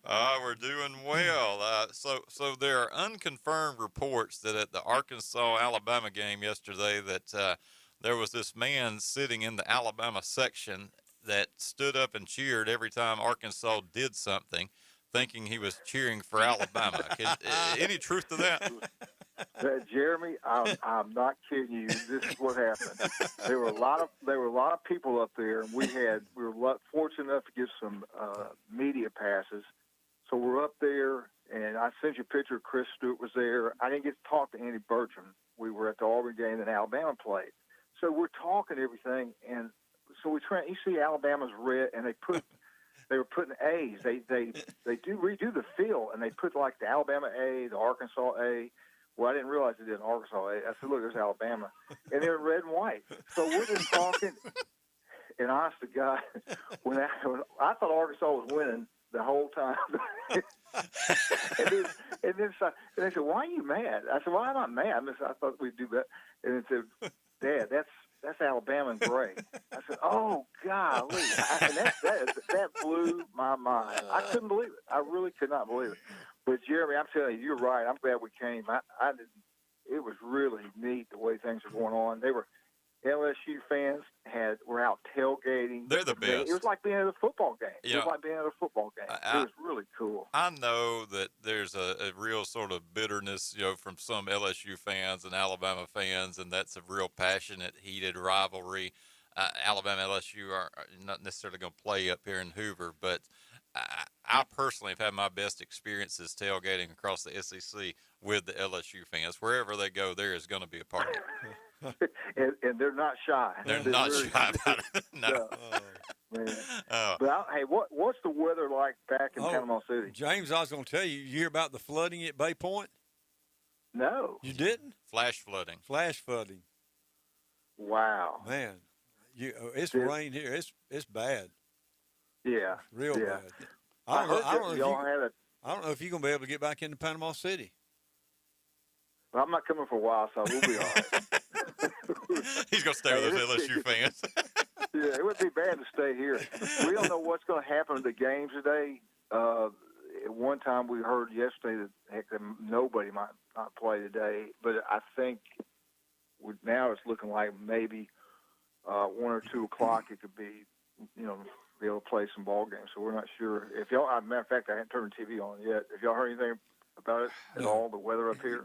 So I have not. The last I had heard last night is they had a very ambitious schedule, but it just doesn't look like they're going to be able to do a whole lot up that way. And now it looks clear. I mean, Hoover's showing clear on the radar right now, but it's all moving north, and we're under a tornado watch down here right now, James. I mean, we've just got buku-doodles of rain still to come here as it's marching its way through. We're probably 20, 30 minutes away from getting into some really, really bad stuff. So, wow. Yeah, and liquid sunshine all around. But, I think you're right. I think they're going to be hard pressed. And this gets interesting because, the SEC has to send in who their automatic rep is, to the NCAAs. And, for a program on the edge like Alabama, these games are critical. Well, here's what we heard, and this is talking to Chris Stewart. He goes, he would like to see this happen. He said this is what they should do. He says, will they do that? I don't know. As soon as it clears up, like Friday and this weekend's supposed to be beautiful up here, Friday, Saturday, Sunday. He said, this plays single elimination when he can get all the games in. He said that because everybody that's going to be in the playoffs, and you don't want these guys to back it up days and then go straight to a playoff game. So he thinks the best solution would be it's a single elimination. Will they do that? We have no idea. Yeah. Well, there's really nobody sitting in the losers bracket except Arkansas right now, and I guess you could tell Arkansas go on home. But everybody else is playing on through. So that's still a possibility with how little progress they have made. I don't guess they would use any other venue to try to pull this off either. I know there's a couple of places they could possibly play, but then you get into some logistical nightmares if you're trying to secure facilities. So, goodness. I'll call you or text you today if I find out what they're going to do. But man, yesterday was going to be perfect. You had Florida, Texas A&M. You're going to have Tennessee, Vandy. Hopefully get to watch some of those pictures they have there. But that, after Alabama game, that was it. And I don't know how they're going to do it today.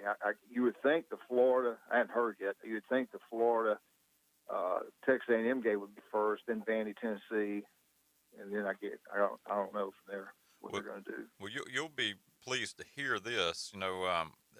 Baseball America, who I follow when you're looking at these projections, has Alabama now with those 2 wins, particularly with the win over Arkansas yesterday, getting in, and they've got them as a 3 seed going up to Blacksburg to play Wofford in the Virginia Tech regional. So, wow, that's great. That's a good possibility.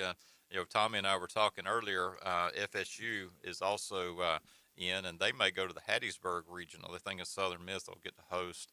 But have FSU, LSU in Hattiesburg, and if you're in FSU, you want to draw, one of these, Hattiesburgs or Statesboroughs or, East Carolina types, because you can steal that regional pretty quickly, a lot quicker than going to Stanford or Charlottesville or Austin or somewhere. Well, I tell you what, if they do go to Hattiesburg, Tommy should take us over there. That would be good. That's a fun little road trip. If Southern Miss ends up hosting next week, that would be a great little regional, and those regionals are a lot of fun. That's kind of like a little what you're seeing up at the tournament. Hey, did they win? Did Southern Mississippi win late? Because they were playing late. They're like the weather too. They had to wait to get the games going. They started their game late. I'll have last to check night. theirs and see. Yeah. Hey, why they're playing Alabama, Birmingham? Go ahead, Tommy. While Jeremy's looking that up, I want to know how your interview with Coach Saban about that analyst job went. Did it go pretty good? Well, it's Tommy. I'm too old. What? There's too much time to be invested in that, and it was more like you're dealing with high school coaches in the Southeast. And the money was okay. I just don't want to. I don't want to tie You've been down. good at that. Time's more invaluable. When we get talking about the I just look Saban at rehab clinic. People that are older. I just don't want to wind up like that. I just want to, relax. Don't they fly you up there for every game? No. Huh? No, they don't. Oh, I thought they flew you up there. No. I tell you what, though, you hear a lot of different things up here when you listen to all the media people and radio personalities and stuff like that. Andy Burcham was calling the game. I could see him. But it was so weird. We were all happy. That kid, the first baseman, knocks it out. And Jamie said he's going to knock a home run. And sure enough, he did. The place goes crazy. And you think Auburn's going to come back and win. In the ninth inning, Tennessee, I think, hit 2 home runs. I mean, Kentucky. Yeah. And Kentucky beats them. But anyway, I'm sorry. Y'all go ahead. I interrupted you. No, it's good to hear your perspective on that. So I'm curious. I mean, obviously you got all these fan bases in. You've got this great environment there at Hoover, and I know we're talking baseball, but any football conversation around the Texas A&M, Saban, all of that. Yeah, everybody just kind of like we do, and the big deal up there is like, man, I'd love to be at that football game. Yeah. And everybody thinks the game's going to be at 8 o'clock. It'd be a 7 o'clock kickoff for us, Alabama and Texas A&M. That's what they were talking up there. But CBS would have that. I think somebody had talked to somebody or what. But you have all kind of people there too. Yeah. And you have all different kind of media. You got ESPN. You got all these different networks and stuff. But that's the word up there that the Texas A&M Alabama game will be a night game on CBS. The game, like one day a year they have that a double hitter game. Yeah. Yeah, and that's what they said. Bama and A&M. Usually it's Alabama LSU, but this coming up here it's going to be Alabama and A&M, unless one of them just has a terrible year, which I don't think is going to happen. Well, we're bumping into the bottom of the hour. Hold through the break here. We'll come back from the commercial and talk with you a little bit more if you can hang on. Hey, I just had a question. Yep. Before you do your commercial, can I ask them, did I win a Charlie's? No. American Charlie, did I win anything? No. Tomorrow. Okay. It's tomorrow. Call in tomorrow for that one. Yeah. Okay. And to your question about Southern Miss, they won 4-3, so they get Florida Atlantic today. So that chances of a Hattiesburg regional are looking pretty good. But this has been your Bay Point Golf Auburn update, and we do hope the course will dry out there soon, where folks can get out there and get on the links and take in the beautiful scenery at beautiful Bay Point Golf there on Panama City Beach. This is the Coach James Hale Show, 104.3 ESPN Panama City. We'll be right back after the break.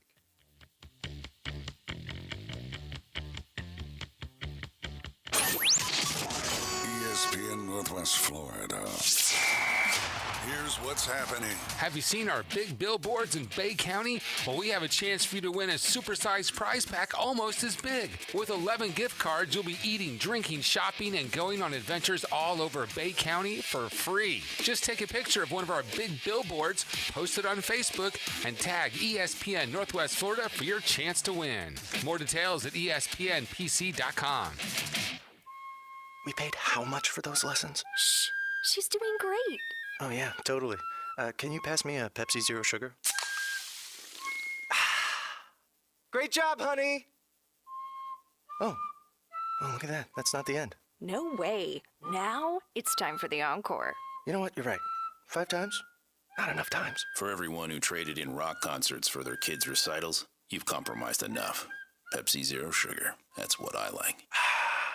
Here is your ice-cold Pepsi Zero Sugar, sir. Oh, thanks.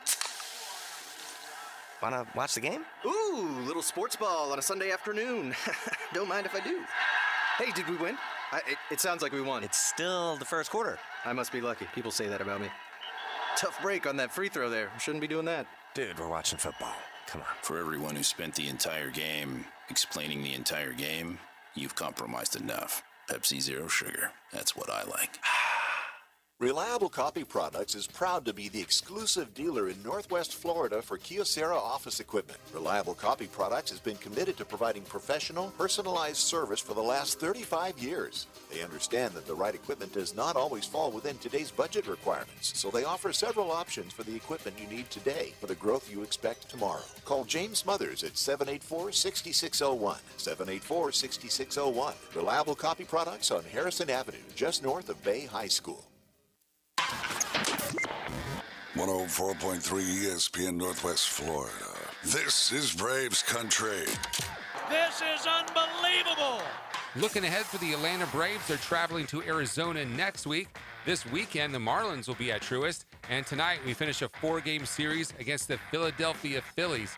First pitch at 6:20. Coverage starts at 6, right after the afternoon underdogs on 104.3 ESPN Northwest Florida. From the Vortex Springs to the Bear Paw Canoe Trail. From Shell Island to 30A. We're your home for live sports. Now back to the Coach James Hale Show inside the J. Michael Studio. ESPN Northwest Florida. And we're back on the Coach James Hale Show, ESPN Panama City 104.3. Jeremy Pridgeon in with Tommy St. Amant as we've got Coach James Hale on the line, on location from Hoover, Alabama, bringing us an update from the SEC baseball tournament and where it's as wet up there as it is here. Be careful getting around in Panama City today. We are under tornado watch now with some strong storms getting ready to move through the area. So just take your time, slow down a little bit. Thanks for having us along on your ride. And Coach, got you back on the line here? You got us. All right. So we were talking a little bit about Saban, Fisher, name and likeness. Anything that you picked up that would be of interest as to, maybe what's going on with the two of them, but also this larger issue of Greg Sankey saying, we're not seeing name and likeness pieces. We're just seeing direct payments. What's being bantered about amongst all the SEC family up there? Just the same thing that we talk about. What's the answer? How do you control it? And you really can't. It really and truly is like you, me, and Tommy, what you hear up in the press, in the media area up there. I will tell you this, though. I had some of the best Dr. Peppers I ever had. Everything up there is Dr. Pepper, is the regular Dr. Pepper, Diet Dr. Pepper, all the food you can eat. And you go in there and you hear this, you hear that. But that's mainly the thing. It was kind of interesting when Auburn was playing. You didn't hear much about Auburn football. They were, everybody's kind of focused in on baseball, what's going on right now. Not much about anything like that. There was, like we talked about Jimbo. There were some jokes about Jimbo and Nick. What's going to, the kind of stuff like we say. Nothing really. The only big thing was that the talk was it leaked out that the A&M Alabama game would play at 8 o'clock. And they're not sure yet what the 2:30 game, the double hitter game, would be on that day. The only other thing we heard up there and I think that was nationally released, that Penn State Auburn is going to play at 2:30 on CBS. Right. I think y'all got that. But Jeremy, you told me go is worth it, and you're right. If anybody ever has a chance to come up here and watch this, you need to go. And it's just I feel bad because and a lot of them, when the storms were coming in and the rain, they just stayed up under their tents. They just stayed where they were tailgating. It's like being at a football game. They had TVs on. They were sitting in their tents. They were having a good time, and they were waiting for their team to get, to be playing. They didn't care about just walking in and watching Alabama and Arkansas. But we saw a lot of Texas A&M fans there, Ole Miss fans. I guess Ole Miss is still in because I saw their fans there. I didn't see at that particular time. I didn't see many Gator fans there yet. But it's been really good, really fun experience. People from all over. We met a lady that was doing her broadcast right beside us from Knoxville, Tennessee. And she's been on the job for a month. She likes it and everything. She was telling us everything about Tennessee. So she's hoping Tennessee's going to be really good in football that's coming up here. It's kind of neat to see those different people and, listen to them do their little spiel. And she didn't have a camera guy with her. Bless her heart, she had to set the camera up. She had to sit in front of the camera, turn it on, and I was going to ask her if I could help. I just didn't know how to run that thing. But I encourage anybody that loves baseball to go to these things. It's really good. Jeremy, when you came up here, did they run you guys out of the stadium and then bring people back in? Not on those early days. It was like 2 sessions. You got to go in for 2 games, and then they would clear it, and then they bring it back in. But that's when everything was running normal, too. We didn't have rain delays, and so you had kind of the 2 morning games, clear the stadium out, and you come back in, you'd have the 2 games again. And so that was our experience.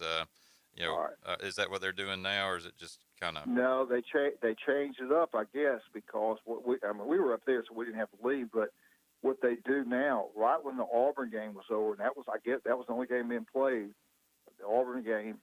And when they got through, they asked everybody to leave, and you go out and you buy another ticket for the Alabama-Arkansas game. So I think they're doing it for each game. And it's like there was at least 30-minute break between them, and it was $16 a person per game to go watch them play this year. Not a bad deal when you compare what the football prices are. No, seriously, it's not bad at all. But it's amazing. I did not know what they did between the games. They had a crew work on that field. Yep. They changed bases out. Yep. They watered it down. I was like, wow, look at this. And they knew what they were doing. But they were professional and they were quick. It was amazing. Yeah. And the facility's beautiful. The facilities up here are really nice. It really is. I mean, it's a great place in and out, and they know what they're doing. I know there's been some talk of moving, the SEC baseball tournament over the years, but I really hope it can stay there in Hoover. That's a great central location. I know it's a huge economic boom for Birmingham. I mean, you cannot. I mean, with 12 SEC teams and fan bases coming in, you can't calculate what that does for the area for sure. So. We're staying at a hotel near Julie's apartment. Jamie's apartment, and you're right. There's a lot of Tennessee fans in this particular place, but they're spread out throughout the city, different locations. So you're right, bringing a lot of money in up here. Go ahead, Tommy. I'm sorry. Did you hear what Lane Kiffin said about Bryce Young? No. He said he told Bryce Young. He said Bryce Young should have entered the transport portal. Why did he say that? To come to Ole Miss? For Neil leverage to get more money. Well, hey, look what. Yeah, you know what? He might have been joking, but the bottom line is, look what the kid did at Ohio State. I know. True freshman. Can you imagine him going into Saban's office and saying, "Coach, I'm gonna go in the transport portal"? I can hear Saban saying, "How much more do you need to stay here?" Yeah. That was like when I went to Randy. I said, I got to have more money. I mean, he said, go ahead and transfer. Good luck. That's what I heard him laughing a while ago about. Okay. Hey, and one other thing. Have you been on TV? Has Jamie got you on TV yet? No, no. But I did. No. You don't stand behind her when she's. I did get to meet a lot of people. No, they won't let me do that. But listen, I did get to meet some guys up here, and I sent Jeremy a picture of Chris Stewart. Chris. It does Saban's playbacks after the game. Right after the game, he does that. And he also calls basketball and baseball. And Eli Gold does the football. Mm-hmm. But he's a really good guy. Him and Jamie are pretty good friends. They do a TV game up here on Friday night football. and him and Jamie do that together. So got to talk to him a little bit. But, he's funny. He's really careful what he says. Because people ask him questions, and he knows good and well if he says the wrong thing, it gets back to the big guy. So he's very, very careful what he says. Stay on message. Yeah, right. Believe me. There's one voice up there. You can believe that. Now, y'all planning on going back out today if you get an update that they're going to try to play? Yeah, I was going to go out trying to go walk in the rain. I said, no, I'm not going to do it. And I saw that Tommy had called. But I think what we're going to do is wait, and hopefully it clears up like around 1 or 2, because, the things I'm hearing here, it could happen. And actually, it looks like it's coming, I think, out of the Gulf and coming north, I believe. And it might be east of us. It might go a little bit east of us, some of the bad stuff. That's what we're hoping for anyway. Yeah, us too, because we know we're going to get it, and we're going to be stuck, trying to watch television because we're going to be indoors, so I'd like to watch the tournament. Hey, is Jamie covering the entire tournament or just parts of it? Jamie is actually, her day off was yesterday and today. So we were just up there with the other guys that work there, the camera guys and stuff like that. And I tell you what, Jeremy, Tommy, when they cover a baseball game, that's tough on those guys because you never know, and it's a long game. You never know when the play's going to be. It's not like in football, you got 4th and 1 from the goal line. So they got to edit, go back, and they got to be ready. One time, one of the camera guys, he missed the home run for Auburn in the local station here. and another guy's writing a story. And he's like, hey, that's it. And he goes, and the story was Auburn had lost, and then the guy hits a home run. Everybody thinks, dang, Auburn's going to come back because play started going crazy. So he had to start changing. And he goes, no, I was right when Kentucky came back. It's been fun. We had a good time with it so far. Good deal. Very, very good. Let me ask you guys something. Yep. Did y'all know the weather was going to be like this? Is this kind of a surprise? Because I didn't know the weather was going to be really bad down there. I was surprised you went up there knowing undoubtedly you didn't know about the weather because I didn't know. Had you known that, you would have never gone. Yeah. I honestly thought it would have moved on out. I thought it kind of kicked on out of here, but it's just hanging around. It really is, and I know you can play football in rain. You can't play any baseball in the rain. It's just no. I tell you what, too, Jeremy, you see it live. We went one time. We went down behind the plate, but you're back off. You're not like down the field. I wasn't down the field, but those guys can throw that ball now. Yeah. And you really, from when you're up high, you can't tell as much as when you're down there near the batter. That ball is flying in there. Well, I bet you could hit them. You could hit them. I know. I couldn't. Ain't no way. If Tennessee, if Tennessee does get to play, you really need to sneak down there when that reliever comes in and he's hitting 105. Oh man! I mean, well, just think about yesterday's lineup: Alabama and Arkansas. You had Kentucky, Auburn, and then the one I really wanted to watch was Florida and Texas A&M. Yep. And then you had Tennessee Vandy, which I don't know if y'all heard about it. There was a big fuss in the stadium. An Ole Miss fan went up to a guy from Vandy that was doing that. They do some kind of whistle or something like that, and he says, that's rude. That's inappropriate. And they got mad, and it got to, F this, F. It was bad. Oh my. It was bad. Yeah, it was pretty ugly. Yeah. They showed parts of it up here. I was like, wow. Well, I thought it was going to be a fight. Well, let me get a couple of our sponsors in here as we head to the 45-minute break, and you can hang on, and we'll see it on to the finish line here. But Blue Sky Express Car Wash, you want to get that car cleaned up after this rain moves on out. That's where you want to go, right on Panama City Beach. Go check them out, and they can get that car looking good once we get all these storms on out of the area and get ready for a beautiful Memorial Day weekend. Don't waste all of your time polishing up your car. Get them to get you back on the road and on to other things. Blue Sky Express Car Wash, and if you get that car washed, head on over to El Rodeo Tequila Bar and Grill for some good Mexican food. You won't regret it. If you like Mexican food, that's the place to go. El Rodeo Tequila Bar and Grill. If you're looking for something else, then Paparazzi Gourmet Deli can be a place that you would want to go this weekend as well. open on Sundays, military discounts, great service, amazing food that will not leave you hungry. So some great places to check out this weekend as we get ready for Memorial Day here on beautiful Panama City Beach. We're going to be back after a short break. This is the Coach James Hale Show, ESPN 104.3 Panama City.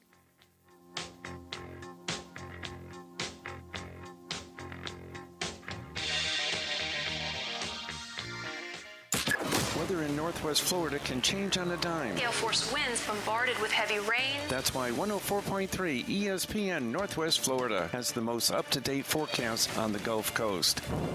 Hi, this is staff meteorologist Tim Root. With over 40 years of experience, I know just how fast we can go from sun and fun to a serious situation. For the most accurate and detailed weather when it matters, rely on 104.3 ESPN Northwest Florida.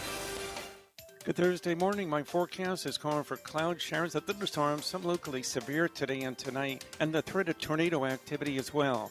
You'll be in the low 80s during the day, low 70s at night, and gusty winds expected. More showers and thunderstorms Friday. We'll keep you updated. This weather forecast has been brought to you by KHS and Associates, your source for affordable medical insurance. For 104.3 and 102.1 ESPN Northwest Florida, I'm meteorologist Tim Root.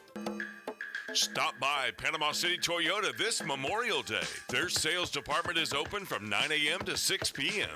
Their Summer Starts Here savings event is still going on with no payments for 90 days on new vehicles. APR as low as 1.9%. They have a huge selection of certified pre-owned vehicles with a 7-year, 100,000-mile warranty. Shop in person or online at PanamaCityToyota.com.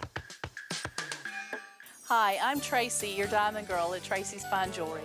Shopping for the perfect diamond can be difficult, but that's why I've trained my staff to be helpful and to offer you a stress-free diamond experience. Pick your sparkle and use our easy layaway plan. Every woman deserves an exquisite diamond from your diamond girl at Tracy's Fine Jewelry. We don't work on commissions. We work for smiles and I do's. So if you're tired of high-pressure salespeople, stop by and see us today at Tracy's Fine Jewelry. The Coach James Hale Show is live and local from the J. Michaels studio. They got something that money couldn't buy. I was noticing when you come down the stairs that you've got pretty legs. All right, I'll tell you a story without a happy ending. Y'all following this? ESPN Northwest Florida. And we're back for our last segment here on the Coach James Hale Show, ESPN Panama City 104.3. Tommy St. Amant, Jeremy Pridgeon here with you in the studio. And we've had Coach Hale with us, who is on location at the SEC baseball tournament in Hoover, Alabama. So, Coach, we've talked about just the talent, the schedule, trying to get the games in, all of those things. Your first experience at the SEC baseball tournament. Anything else you want to offer to us before we let you run and we close things out here for you? No, I tell you what, just if you ever get opportunity, I mean, you told me that, said go do it. It's something you'll never forget. And it's really been pretty neat. And I just watched the local weather right here, and it looks like we'll get some games in today. It's south of us now and to the west, but it's the way it's going, we could really look up and not get the real bad part of it. And hopefully I'm hoping around 1:30, 2 o'clock, there'll be some baseball games being played. And you would think the first game would be Florida and Texas A&M. I'm hoping that's what happens today. So I don't know. You could probably look it up and know more about that. Hey, did Dave and Mike get to come in today? No, they probably would have had to take a boat to come across here. So, it's that bad down there? It's bad. It's bad. Yeah, I'm glad the school's out and the kiddos didn't have to stand out in the rain. I know the teachers are trying to wrap things up and get everything turned in and close out the year. But, it's been nasty, Coach. It really has. What about Friday? What's the weather be like Friday? It should finally kick on out of here. Possible thunderstorms. It's going to be okay. Yeah. Should get on out. Well, I appreciate you guys doing it, and y'all have fun. Anything else you need for me? Well, I needed to ask you one thing. You do realize when you're up in that hospitality room. Don't be eating those hot dogs now.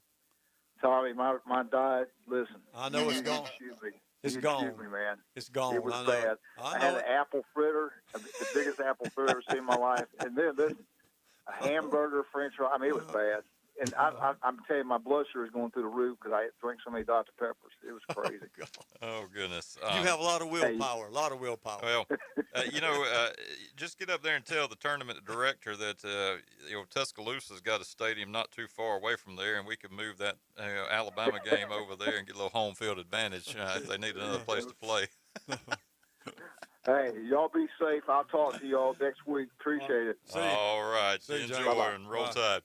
All right. Well, that's Coach Hale. He is at the SEC baseball tournament up in Hoover, and good to hear from him. Hope they get the games in. A lot riding on that for programs like Alabama trying to backdoor into the regionals this coming weekend as we get ready for postseason baseball. So it's just a fun time of year. A lot of sports going on as we've covered over the last couple of hours, whether it's ladies playing softball with the super regionals or the baseball that we've been talking about, locally, collegiate, and then football's in the air, spring football as well. So anything else you got, Tommy, for us? I got one thing real quick.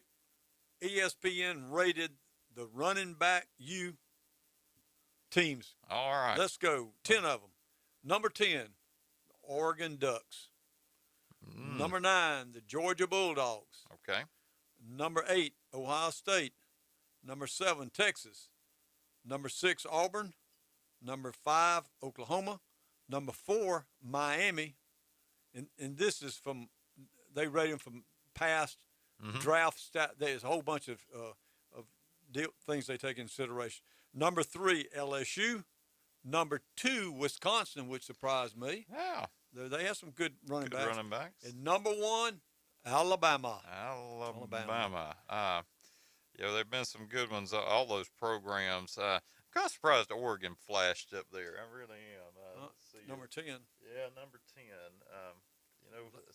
And then you look at these lists and you're always going, okay, who didn't make the list? No USC on there. Right. I mean, you've got Reggie Bush, running back. You've got, but Oregon, to me, they're kind of a throw it around crowd. But that's they took in college success, the draft stock of the players, the NFL success, all conference, all American, and they use that pro football reference, and that's just they look at statistics of all these players.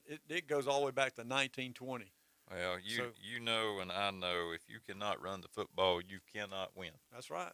And that's right. Is critical. We're talking about the Holstein guy. Yeah. They clearly balling it up and letting him pushing it across.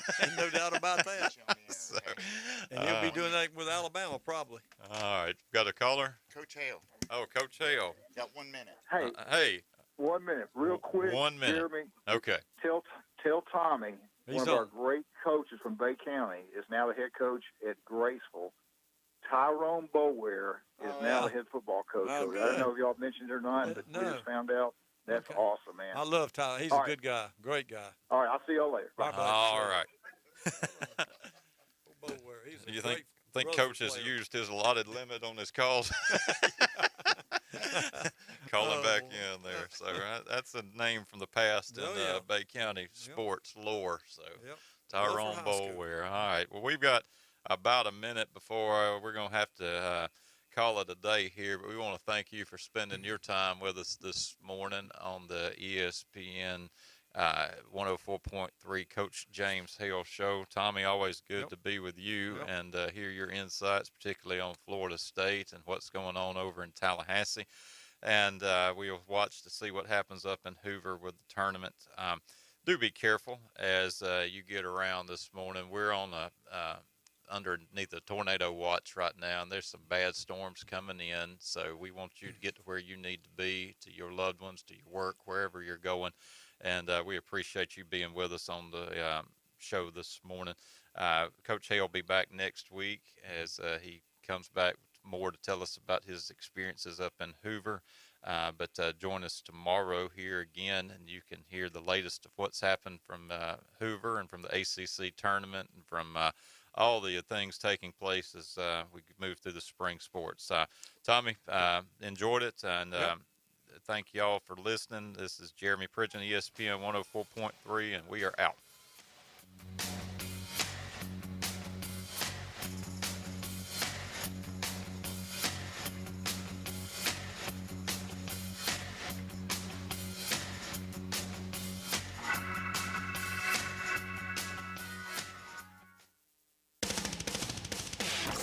Your attention, please. ESPN Northwest Florida reminds you it's the law. It's the law. When there's a double red flag, stay out of the water, stick your toes in the sand, grab a cold drink, and listen to live sports. Swung on, miss, strike 3. On 104.3 ESPN Northwest Florida. Double play! At Slim Chickens, craft means something. Kraft means bacon, and oh so crispy. Kraft means a good cayenne kick, and all-natural buttermilk marinated, made fresh, perfectly fried chicken, all served on toasted brioche buns. At Slim Chickens, Kraft means quality, and for a limited time, try our new Memphis-style barbecue chicken sandwich. Try Slim's Kraft sandwiches today. Slim Chickens.